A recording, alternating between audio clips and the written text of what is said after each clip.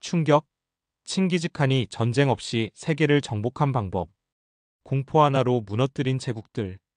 여러분, 13세기 한 남자가 세계 역사상 가장 넓은 땅을 정복했습니다. 그런데 놀라운 건 그가 실제로 싸운 전투는 생각보다 많지 않았다는 겁니다. 어떻게 이게 가능했을까요? 그의 진짜 무기는 칼이 아니었습니다. 바로 공포였습니다. 칭기즈칸. 그는 어떻게 공포 하나로 중세 세계를 무릎 꿇게 만들었을까요? 오늘 이 영상 하나로 역사상 가장 무서운 심리전의 비밀 모두 밝혀드립니다. 1180년대 중앙아시아 초원. 태무진이라 불리던 한 소녀는 끝없는 부족 전쟁 속에서 살아남습니다. 아버지는 독살당했고 가족은 부족에서 추방당했습니다. 혹독한 겨울, 굶주림, 배신. 그는 지옥을 경험했습니다. 그리고 그 속에서 한 가지를 깨달았습니다. 적을 무찌르는 것보다 두렵게 만드는 것이 더 강하다. 이것이 칭기즈칸 심리전의 시작이었습니다. 태무진은 부족들을 통합하며 자신만의 규칙을 만들었습니다. 배신자는 공개 처형. 항복하면 살려주지만 저항하면 멸족. 이 규칙은 철저했고 예외는 없었습니다. 그의 라이벌이었던 자무카.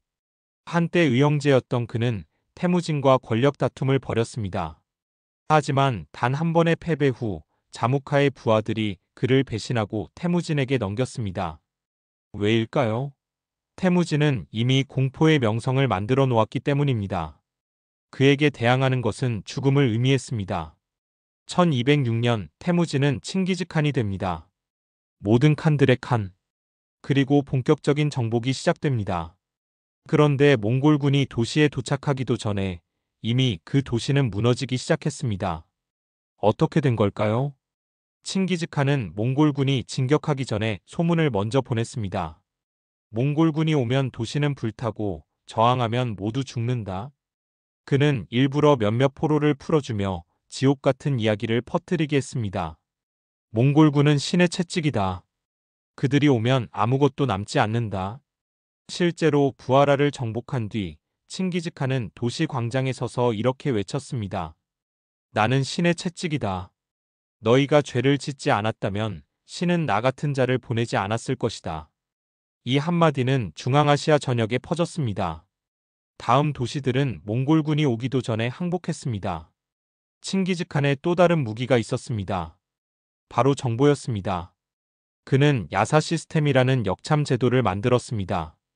2030마일마다 중계소를 설치하고 수천 마일에 걸쳐 정보망을 구축했습니다. 가짜 정보, 첩보, 허위 루머. 이것들이 전쟁보다 먼저 적을 무너뜨렸습니다.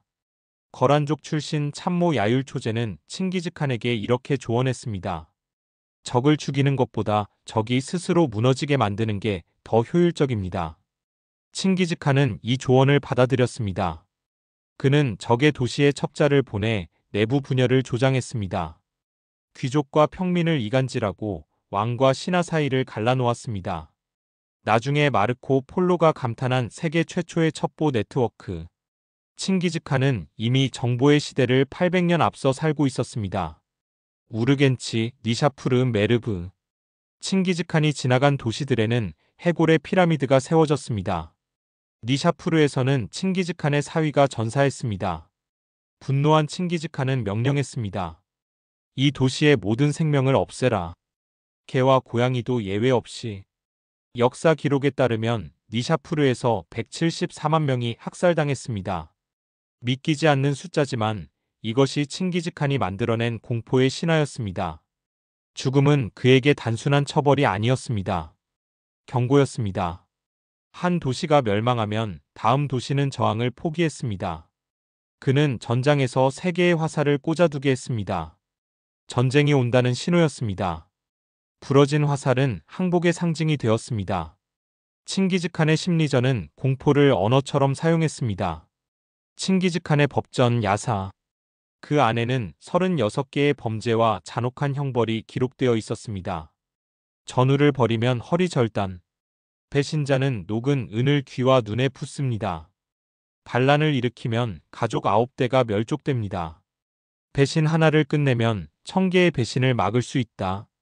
이것이 칭기즈칸의 철학이었습니다. 그는 가족마저 예외로 두지 않았습니다.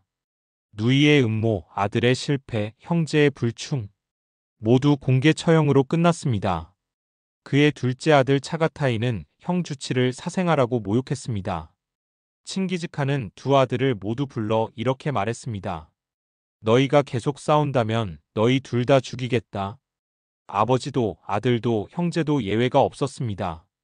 오직 공포만이 제국을 유지했습니다. 칭기즈칸이 남긴 건 단순한 정복이 아니었습니다. 공포 그 자체였습니다. 도시의 이름이 바뀌고 언어와 문화가 사라졌으며 수백 년이 지나도 사람들은 몽골이라는 말에 떨었습니다. 페르시아 학자 라시드 아띠는 이렇게 썼습니다. 그가 지나간 자리엔 돌조차 울었다. 중앙아시아의 일부 지역은 칭기즈칸 이후 수백 년간 인구가 회복되지 못했습니다. 그만큼 파괴가 철저했습니다. 하지만 역설적이게도 칭기즈칸의 제국은 그가 죽은 뒤 빠르게 무너졌습니다. 힘으로 세상을 통제한 남자. 하지만 결국 두려움으로 세상을 잃은 남자. 노자는 말했습니다. 힘으로 다스린 자는 오래가지 못한다. 칭기즈칸의 제국은 사라졌지만 그의 심리전은 오늘날에도 살아있습니다. 공포로 상대를 무너뜨리는 전략, 정보로 적을 조종하는 방법.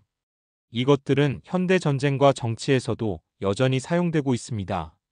칭기즈칸은 말했습니다.